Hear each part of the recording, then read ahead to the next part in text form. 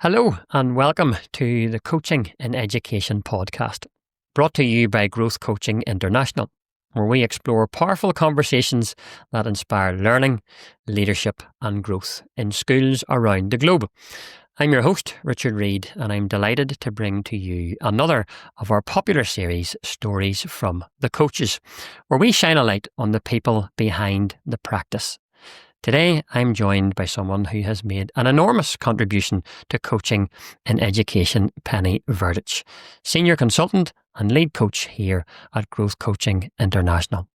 Penny is an exceptional educational leader with more than 40 years' experience as a teacher and principal, and in her time with GCI, she supported hundreds of school and system leaders to embed coaching as a way of leading, learning and growing.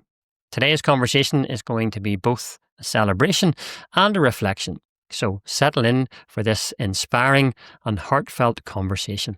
Penny, it's a real pleasure to have you join me on the podcast today. Thank you, Richard. That was a lovely introduction, and I've sort of got this terrible imposter syndrome about what on earth am I doing on this podcast? But it's actually thanks to Growth Coaching that I'm on this podcast, and I've had almost the last 15 years working for Growth Coaching. Not quite, but almost. So I feel very honoured to be invited to talk a little bit about how I ended up here. So it is a bit of a celebration of all of those things. So thank you. Fantastic. You're very welcome. We are all very much looking forward to the conversation. Penny, for those listeners who may not know you that well, could you start maybe by telling us a little bit about your background and what first drew you into education and leadership? The questions that you sent me the other week, Richard, gave me, the opportunity to really reflect, which was a bit frightening in some ways, isn't it? When you think, oh my gosh. So I've just turned 70 and I've been in I can honestly say I've been in education all my life. I come from an education family. My father was a teacher and school principal, a very important aunt who was a great role model was a principal. Another uncle was a principal. So my sister and I have both followed in those footsteps. Mm-hmm. So yes, I've been in education all my life. I didn't always want to be a teacher. So it's interesting. I sort of fancied myself as a journalist. I fancied myself as a radio broadcaster. I think a radio presenter. I thought that'd be great. So talking's always been a big thing. I've always enjoyed talking, I suppose, having conversations. I've learnt to listen a whole lot better. So anyway, I did decide to be a teacher and studied English and history at university. And before that, I guess, our family was very, education was important. We were curious about things. For anyone listening to this who grew up in Australia in the 60s and 70s, we had families often had the World Book Encyclopedia or they had the Encyclopedia Britannica. We were the World Book. And so there was always this curiosity in our family, I'd say, and a real respect. Both parents had been university educated, not always the case of that generation. So that was always a given. So off I went. And then I decided with an English history degree to be a primary school teacher. And so ended up, across many schools and many positions, ending up as a principal of 2 different schools. And I suppose all that time, I've actually always felt really proud to be a teacher. I think growing up in a teaching family, we were kind of immersed in that, and that stayed with me. And I think that's one of the challenges that we have across the world is that valuing teachers, actually. But it's something that I've always felt proud that I've, sort of been involved in all my life. Yeah, that's fascinating. But just to hear that family heritage as far as education goes, there was almost no escape, Penny, in many ways, as far as where you would go. But it's interesting. You noted down 2 words there when you were chatting: conversation and curiosity. Again, two key things of any good teacher, good school leader, and in many ways a good coach. So you've spent, as you've said, over 40 years in education as a teacher, as you say, principal, also lead consultant and coach at Growth Coaching International. When you look back, what are some of the key turning points in many ways that shaped the educator and leader that you became? Yeah, it's interesting, isn't it? Conversation and curiosity, because they kind of keep, cropping up, I think. I sort of changed this in a way to turning points and constants, because I think there were turning points, and they were things like actually choosing to do a primary diploma of education, which was that was the first year that was ever offered at Sydney Uni, and so that was a big turning point because I'd deliberately chosen to be involved in education from the get-go, from the 5 years old, which I was fascinated about. But I've always loved art, and I've always loved sport, and I've loved music, and I thought, primary education, wow, I can do all of those things. So that was a turning point. I started teaching in a very low socioeconomic area, as many teachers do, and particularly in those times. And there wasn't any choice about that. And that actually, I guess what that did was gave, throughout my career, I've kind of kept that at the heart of it. It's like education. Sometimes this is unfashionable now, but it's like it is the thing that's going to make a difference. And I've always worked in the public system. Growth coaching, I've worked across the systems, but that was important. I think the next turning point, though, and the more I thought about this, and in fact, I asked my husband the other day, and this was the first thing he said. I think when you went to North Sydney Dem, we had a system called demonstration schools. And they were affiliated with different universities. And so the teachers there, we did demonstration lessons to the students. So every week you'd have a classroom, full of kids and students. Yeah. And I was there for over 10 years. And I think that in that school, everyone was so committed to teaching, that everyone was in it. You had to apply to go there. It was quite a process.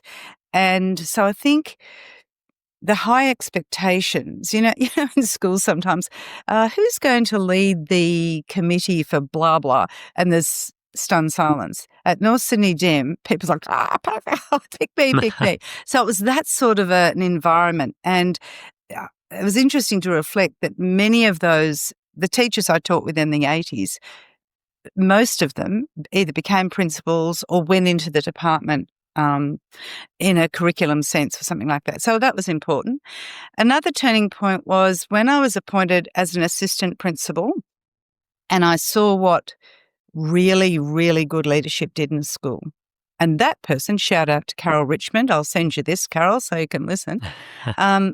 She was an outstanding leader who kind of managed to bring everyone with her, and not just the teachers, but the parent community, the students. Like you run into students now that they still remember Mrs. Richmond from Roseville Public School. So, that sort of showed me what a really good leader could do.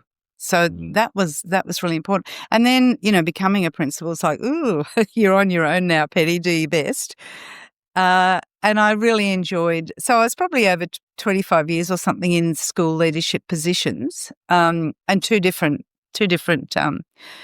schools as principal. So they were kind of the educational turning points, if you like. Yeah. And the constants, I think, probably, my father and the example he set of, he was one of those people, when I think about it, he was a coach before coaching was ever thought of, and so was this Carol Richmond. They knew how to bring out the best in people. They listened. And my sister, who's also a principal, shout out to Stephanie. Our parents lived in Canberra and we lived in Sydney. As they got on and the two of us would go down to visit, we could spend 4 hours without drawing breath about school. So, and she's become very, she was a principal while I was with Growth Coaching and has become very interested in coaching herself. So that was an important constant. And, of course, we've talked about our families, and I've been blessed with, with a husband of who's been with me my entire teaching career, who has been endlessly supportive, and 3 adult children, none of whom went into teaching. And they say it's because one of them said, it's because, Mum, every night after dinner, you'd clear the table and you were back at the dining room table. I'd forgotten about that. But that's probably not why they didn't go into teaching. But yeah, so all of that supports. I think they're the constants and they're the turning points. I love how you've taken that question and tweaked that a little bit, because turning points and constants, that's a lovely mixture. As you look back over a career, yes, turning points are important, but equally so are the constants. And as you've been able to reflect through those years, just picking up those constant areas, I think that's really helpful for folks who are listening. Actually, one of the constants that I left out and didn't mean to was actually just all the, and this keeps coming up too, when I thought about why I've loved what I've done, it's the people. So I heard someone say once, well, if you don't like children and you don't like working with people, teaching's not the right job for you. So I've always loved working with the children, of course, but it's the people. I very, very rarely worked with people who weren't committed to what they're doing. And in these last 12 years with growth coaching, I've, doesn't matter where the school is, but they could be in a remote school, they could be in the fanciest school in Sydney, but their kind of moral compass is pretty well tuned due north. Fantastic. So you mentioned the last 12 years, obviously, with growth coaching. So what first sparked your interest in coaching, Penny, as a way of leading and learning? Well, I mentioned North Sydney Demonstration School, and funnily enough, Mandy O'Bree, who with John Campbell set up growth coaching, we were young teachers together at North Sydney Dem. And then she was an exceptional teacher, so vibrant, so warm. And when she first set up growth coaching with John, she was invited by another Mandy, our colleague who worked with growth coaching too, to come and speak to a group of principals. And I was always, the most fascinating thing for me in professional learning, outside actually teaching, was professional learning. So whether that was at a curriculum level, but then when I got into leadership roles, that was the thing that really excited me. How do we become better leaders?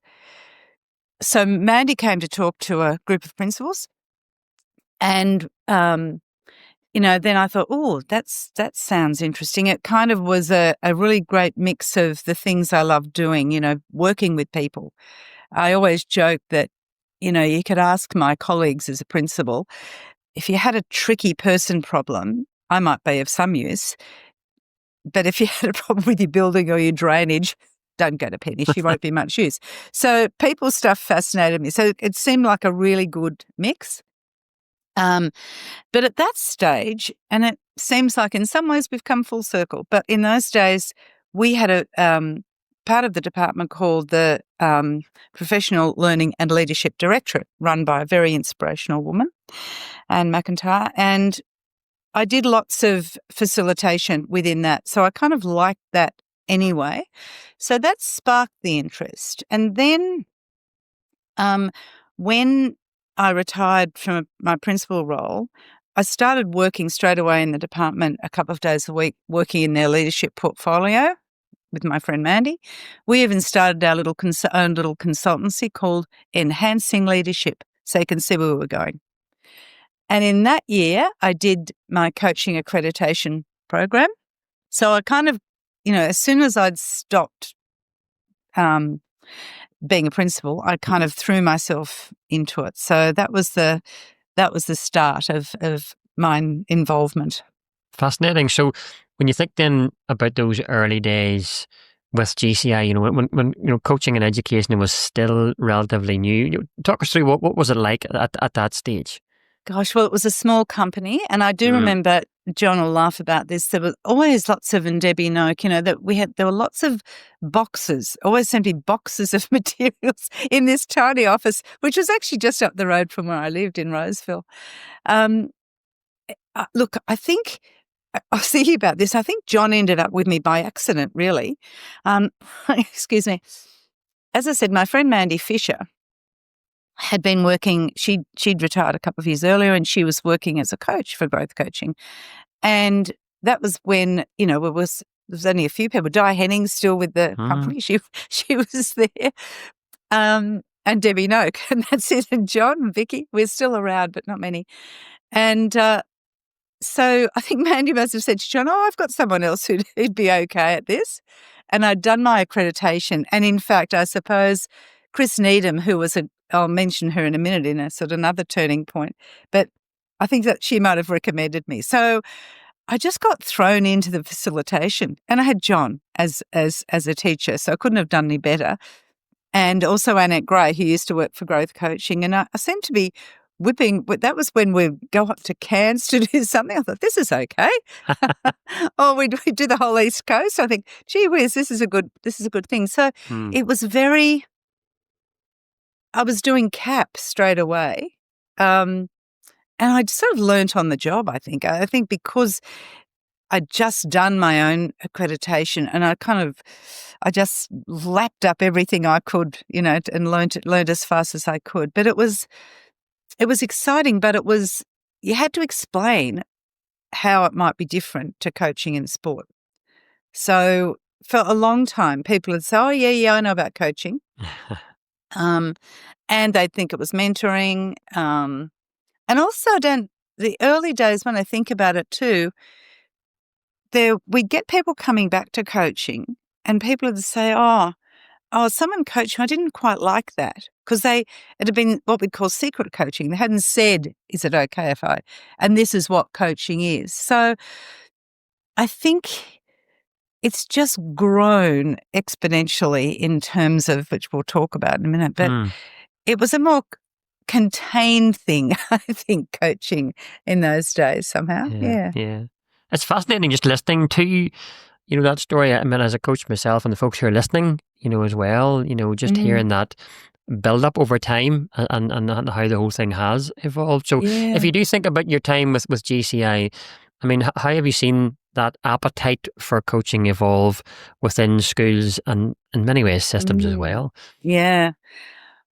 Well, talking of constants, another constant has been the quality of the growth coaching courses. So I think once people had done a course, they'd go back and they'd say, wow, this is a fantastic course. And that was because from the get-go, Mandy and John had written a course that was really tailored to sort of adult education. And it was really, I remember John used to joke, it was not really a joke, but it's true. He said, everyone comes to these courses and they love them because it's all about them. And it's the first time people have been asked, what do you think? What do you want to do? What are your best hopes? So I think that's a fascinating thing that, that it's grown because people have found it really useful. And I think that's kind of one thing that's been important. So I think that they've done the course, they've loved that, and very quickly they could see the usefulness. So school leaders that go back, particularly school leaders, that go back and they'd go, wow, I can have a conversation with someone and not have to have the answer. I don't have to be an expert science teacher or whatever to help this person. And it showed a different way. And that even now, that's just eye-opening, as you would have found to people. Yeah. So I think the fact that people found it really useful from the get-go and went back. A couple of other turning points and the way things have changed, I think, was when Di Henning and Chris Needham sort of came up with this idea of peer coaching. So that taking it just from, a course for school leaders to something that was really useful for teachers to improve their classroom practice. And I think that was a really important turning point. And that's probably 10 years ago now. Yeah. And the other important turning points, I think, have then impacted on what's happened in New South Wales, was that sort of global expansion, if you like. So when John became friends with Jim Knight and then Christian and brought that, so in 2015 when they came up with their global framework, that I think that changed us. You know, we used to say John used to say, what do we want? We want to be the global leaders in education and leadership. Now, in coaching and education. That might have been in 2013, 14, oh, sure. Well, that's come to pass, actually, which is just extraordinary. So I think globally, the connection with, and we're really connected now with the coaching group, with Jim Knight, and so that we've got that instructional coaching impact cycle. But then the connection with Christian brought a different focus. So when I think John started, even though using positive psychology as the whole framework, it was kind of a hunch that this worked. So I think it's gone from a hunch on Mandy O'Bree's dining room table that we could take something from corporate into the world of education to something that's actually incredibly well researched. And in early conferences, we sort of the keynote speakers mightn't have been in coaching because that wasn't necessarily a thing. And then that connection with Christian brought not only that research basis, it also changed. We changed from one of the pillars being emotional intelligence to way of being. And I think that has had a profound effect. But the whole way through, when you think about what's changed in schools in New South Wales and the impact, is that school leaders have been able to see how they can take this coaching into a coaching approach. And that's another thing that when John started talking about a coaching approach, as distinct from I'm going to coach you, I think that's another big kind of change and turning point. Yeah, there's been so many different, evolutions over the years. It's fascinating just to hear how that has all panned out. And I love that idea of those ideas initially from the dining room table, at the very, very start, moving through, and I think this has always been very important for Growth Coaching International, is that research, evidence-based development, to give real credibility to essentially becoming global leaders in this particular area, which I think is a fantastic success story. But the word that comes through again and again to me, Penny, is just that word impact. It was having an impact on those principals who were bringing it back to their schools. They were seeing an immediate, it was relevant to what they were doing and how they were having conversations. And to see how it has evolved over the years, I think it's fascinating, and it'll be really interesting for listeners to hear about this. And if we're getting a wee bit more specific, thinking about one of your most recent pieces of work, and there have been many over the years, this particular one with the Georges River Principal Network, an inspiring example of system level impact through coaching. Could you tell us a wee bit about that collaboration, how that began? Yeah, certainly. So credit really goes to Joanna French, who's the Director, Educational Leadership of the Georges River Network.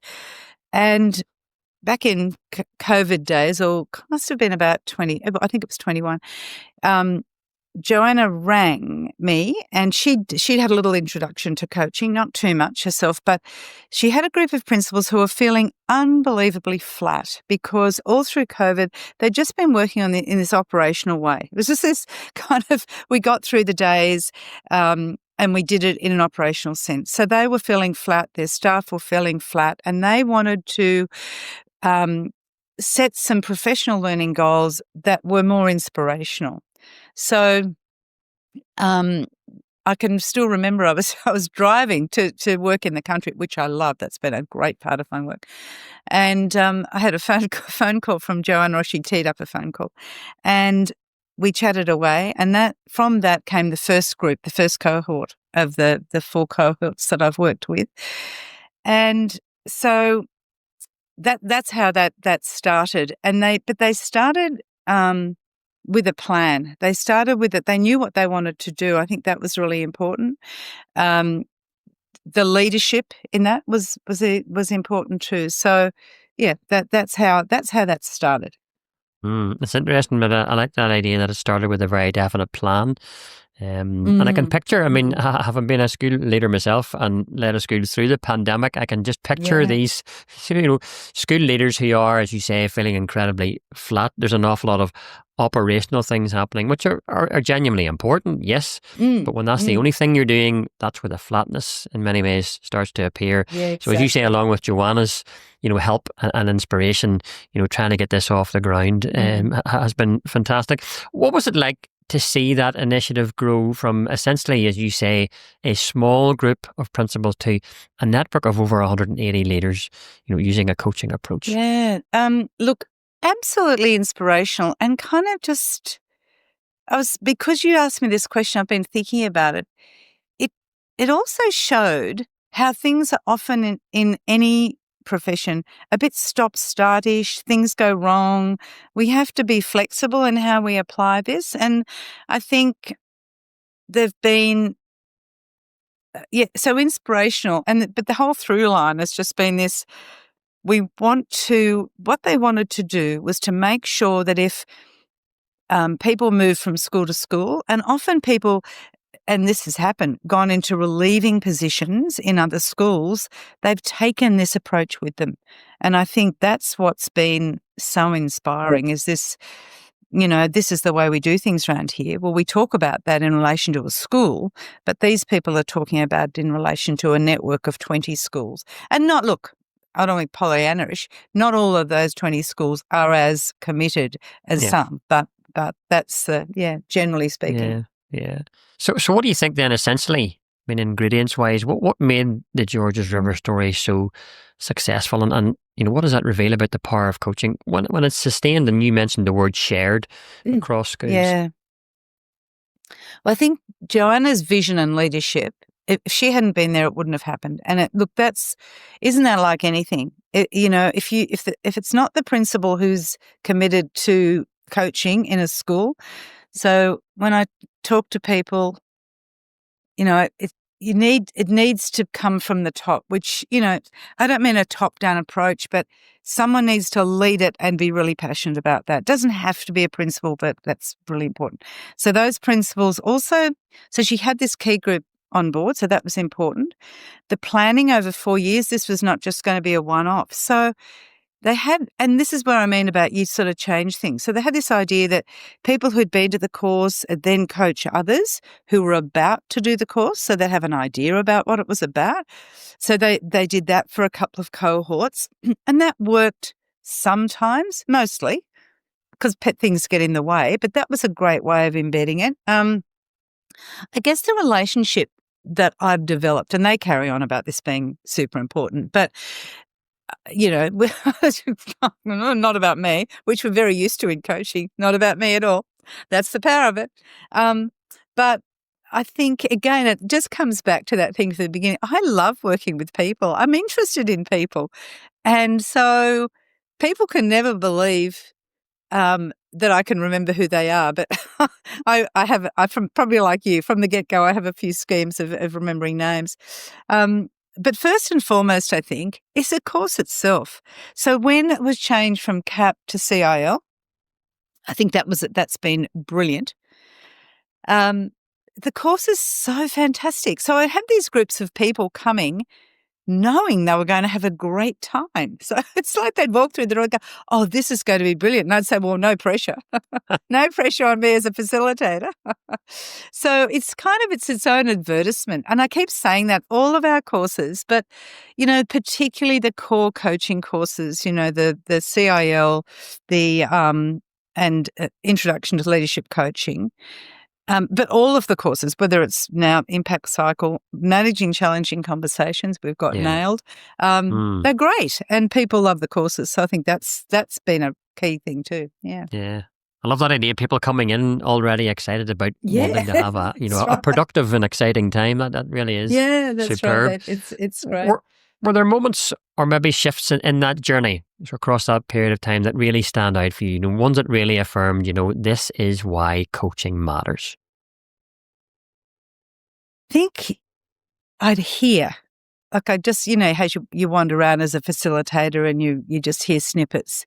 When you asked me that question, I thought, yeah, it's actually little snippets of people having those aha moments or hearing stories that like they'd come back for phase 3 and they've done phase 2 and they'd be so excited about the way that they'd worked with someone that they didn't previously think they'd be able to have a productive relationship with. Now, I often think about that because my husband always says, if he's an expert on coaching now. But anyway, he often says to people, Penny says, where was coaching when I needed you most? Hey, when I was a principal, and I think, it's hearing all those little snippets. I think I just saw, and you'd hear more and more of that as you go along. So that's one thing. The other thing is, of course, I've worked with 2 schools independently within the network. One of them, the senior campus, year 11 and 12. So I did 2 of their senior leadership conferences in a row. I did ILC for 25 and then managing challenging conversations the following year. So that school had a reputation for using feedback really well with students. And so they wanted to use a coaching approach to feedback with each other. So, that's one way. And I guess it showed that it's not one size fits all. It's how are you going to make this work for you in your setting? The other school is a large primary school. I'm still working with them. And I think 12 of the staff have done CIL. The 4 senior leaders, I'm working with them, and Joanna's part of that. And I'm kind of doing team coaching with them on how they can come up with an implementation plan so that they can lead in a coach-like way throughout the school. So how can they embed that? So I think, that's been an important kind of shift in terms of, this is how we want it to look in our context. Yeah, I think you're right. You mentioned in our context, because an important thing you've mentioned there is not one size fits all. It's one size fits one. And I think that does need to come through very clearly. And that's one of the strengths in many ways of a coaching approach in leadership. Penny, you're known for your dynamic facilitation and your ability to, and you've alluded to this already a number of times, to connect with people. What's your personal philosophy when it comes to coaching conversations? Oh, gosh. Well, thank you for those kind words. Facilitation actually has been the part of this role that I've absolutely loved doing. I love that part of the job. So my personal philosophy is really, it's all about the other person. And I think coaching has made me a better person. So I suppose my personal philosophy is to think about the way of being. What's it like to be on the other side of me? I think that's the most powerful thing you can give to another person. So the very first thing I remembered learning in coaching when I did CAP with Annette Gray was the 70-30. You're listening for 70% of the time as a coach and you're only talking for 30, which, having said I love to talk and can talk underwater with a mouthful of marbles, I think it's a great sort of, just pause, don't speak. So what's it like to be on this other side of me? The coachee is the expert in their world. I'm making, this is a Brene Brown thing, but making generous assumptions about people. So it's just that, how can I understand this person to help them find what they want? And I think another, we're talking about Christian and his contribution, changing our skills. So that 4th skill became noticing. I think that's actually key for me. What is it that I'm noticing about this person? How do I have to dial down or dial up my own input or the way I am to match what that person wants? So I think it's all about, once you become a coach and you become really familiar with whatever coaching, however you're coaching, in our case, using growth, it's all about the way of being, really. Yeah, I think that's super helpful, and particularly for folks who are listening maybe at the start of their coaching journey, I think that's really, really helpful. I love that question, and we should all as coaches consistently ask ourselves that question: what's it like to be on the other side of a conversation with me? And to have that, constant reflective approach to your practice. And obviously, yes, noticing is a big, big part of that. Noticing the other person, but also noticing how am I showing up in the conversation. And that, Penny, for me is an ongoing discipline as a coach. Over the years, how have you seen coaching transform not just leadership practice? We've touched on that a little bit there, but people themselves. We're thinking about their confidence, their relationships, even things like well-being. Well, I think coaching invites self-reflection. I think coaching, to be coached, invites you to really self-reflect on your own practice, whatever it might be. So I think that's what I've noticed with all the people that I've coached over the years, that if they are truly self-reflective, and a really good coach, I think, can help sort of help them to see blind spots, or us to see blind spots.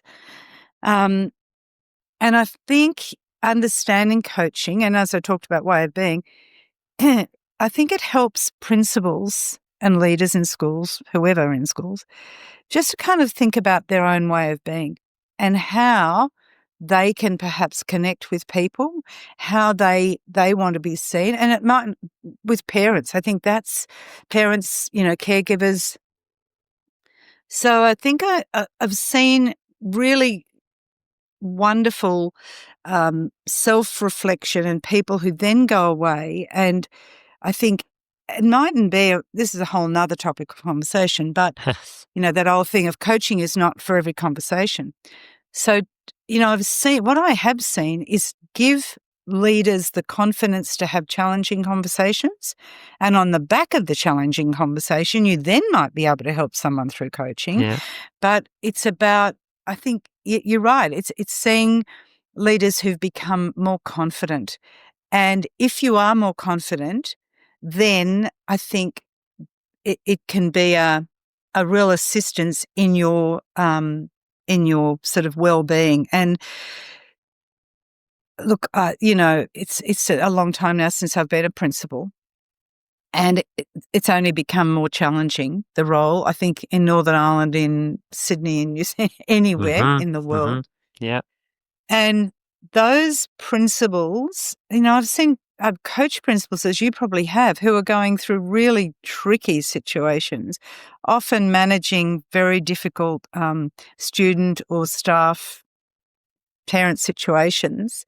The ones who are able to manage best, I think, are ones who can put it in some sort of perspective. The ones who, and I think coaching helps that. You can help someone see where to put that or what they can do to help their own well-being. So I think it does have, the capacity to make a difference in coaching and leadership when we deal with this topic.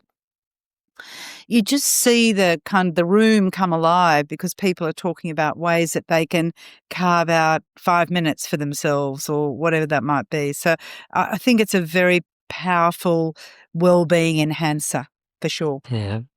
I love that way you've put the idea of confidence. You mentioned confidence in there, and I think that's really important. And as school leaders in particular develop that, coaching is a way of leading. You can see where you mentioned managing challenging conversations, and that's always a tricky one. You and I both know that, as do many of our listeners.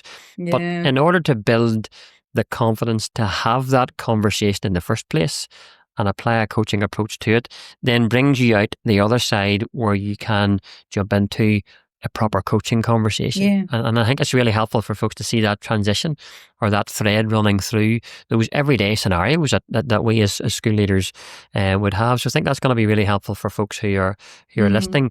So you mentioned this idea of being, coached like, and I think it'd be really helpful for folks who are listening. Is there specific advice you could give to leaders who want to genuinely move from doing coaching, so I'm doing coaching, okay, that's where I'm at, to actually being coached like in their everyday work? I wrote, I sort of laughed then because I thought, advice.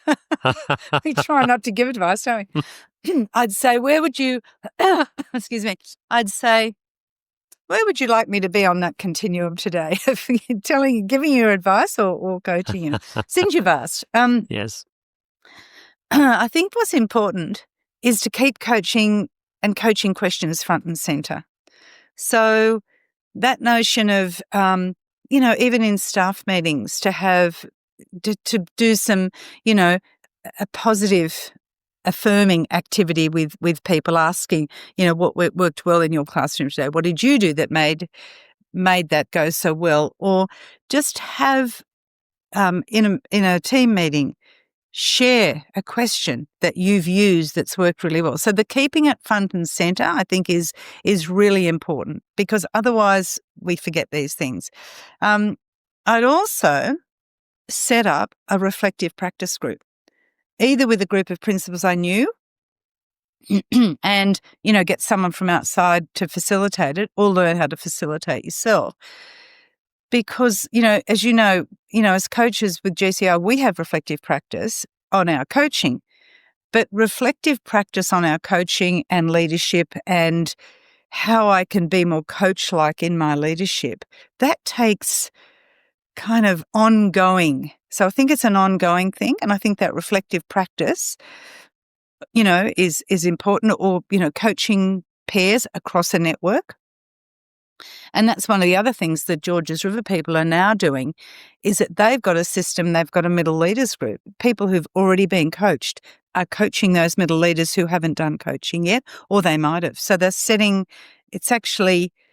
the advice would be, isn't it, there's nothing worse than people come and they say, oh, well, I've done coaching. Or I'm chatting to someone, they say, I've done coaching.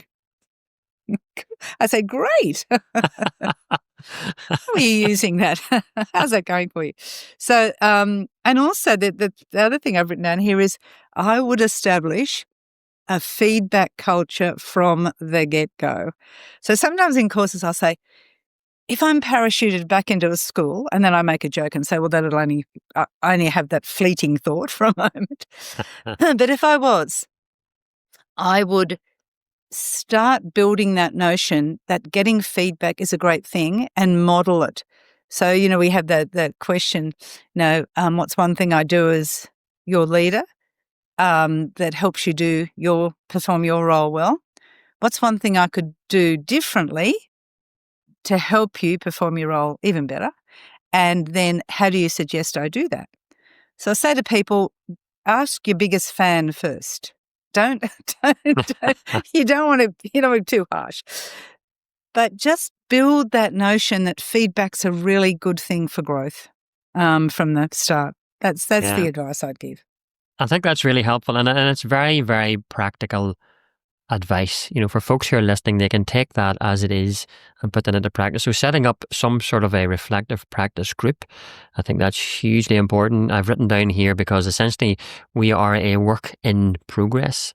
Nobody can say, well, I do coaching or I've done that, I've ticked that box. It's an ongoing process, and that's super helpful as well, Penny, that idea of from the word go, setting up that feedback culture, leading from the front.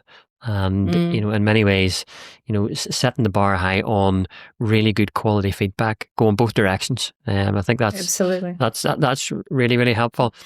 Penny, you've continued to invest in your own learning over time, from the New South Wales Leadership Fellowship to courses like the Solutions-Focused Business Professional Programme. That's a mouthful. What drives your passion for continuous growth? Well, look, let me say to the get-go, I feel a bit well, again, imposter syndrome here in the sense that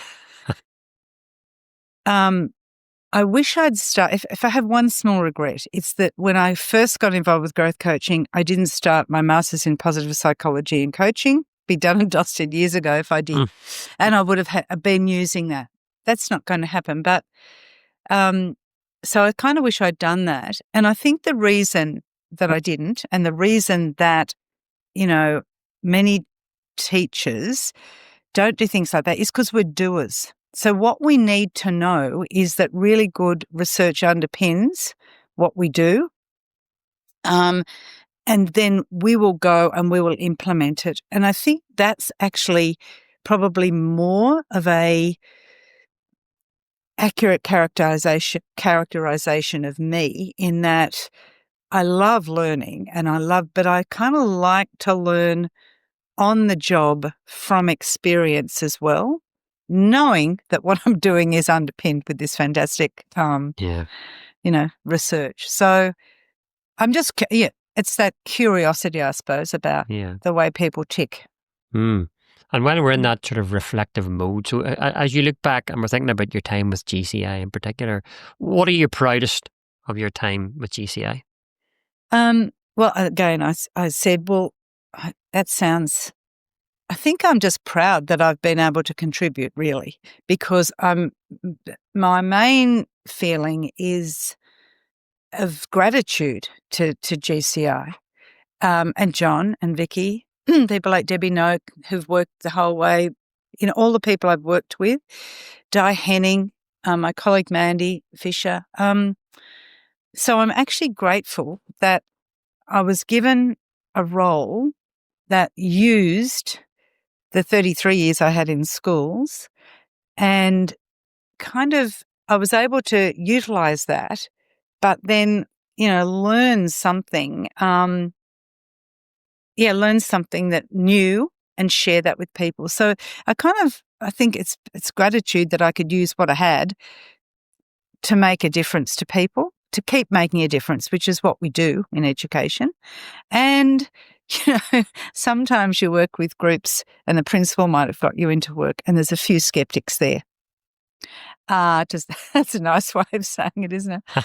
And so to be able to win over skeptics, I think I remember going to a school once in the country and the principal had thought this was a great idea, and there were quite a few skeptics. When I went back for phase 3, they welcomed me with open arms. So I thought, oh yes, that's that. So I think it's that feeling of being really grateful to be able to just have a second career rather.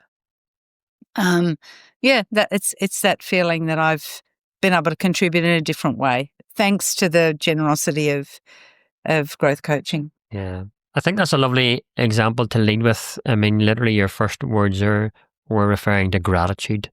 Looking back over that period of time, just grateful for the opportunity to use your experience in such a positive way. So it's a lovely way to lead with gratitude. You've also extended your coaching, Penny, beyond Australia. So through your work with the Learning for a Better World Trust, what has that global dimension added to your understanding of coaching and education? Well, just briefly. I was on the board of a charity called Learning for a Better World. And I was talking to John one day and he said, do you think, there's anything that we can help you with in that regard? And he'd come along to a dinner, he and Becky, and I said, well, so then I talked to this partner that we had, So They Can. And so then I went to Tanzania 3 years in a row. I'd still be going probably if it wasn't for COVID. And I worked with a group of educators and a sort of a network of schools in a town called Babati, a district called Babati in Tanzania. And it was life-changing. And what I learned was that, professional learning is just so appreciated. Just they couldn't believe that that I was coming to share this with them. That essentially we all talk the same language. We all want the best for the students that are in our care. And they loved And that I'm sure I've heard from people too that I've been in touch with, they're still using the growth framework. And so they kind of took on the growth framework. They had pairs of peer teachers working together. And it just showed me that, look, we're all the same, really. And we want the best for people. And it's about connection and communication. And I was so happy to be able to do that. It was wonderful. Yeah. The world's a much smaller place than we actually give it credit for. And that's a lovely story, Penny. Oh, as you approach, and I'm going to use the R word here, retirement. How do you reflect on the impact coaching has had on your life and leadership? I've alluded to this. It's kind of made my career whole. So if I'd kept going as a principal and then retired and done whatever else, great. But this has just given it another dimension.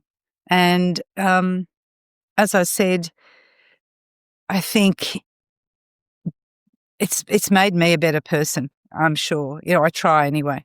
All the things I've learned from coaching, just listen more, speak less, listen more, stay curious for longer, all of those sorts of things, I think, they're really beneficial. And just, it's not, and as I said to you, like, people is the thing that I've been interested in all my life, interacting with people.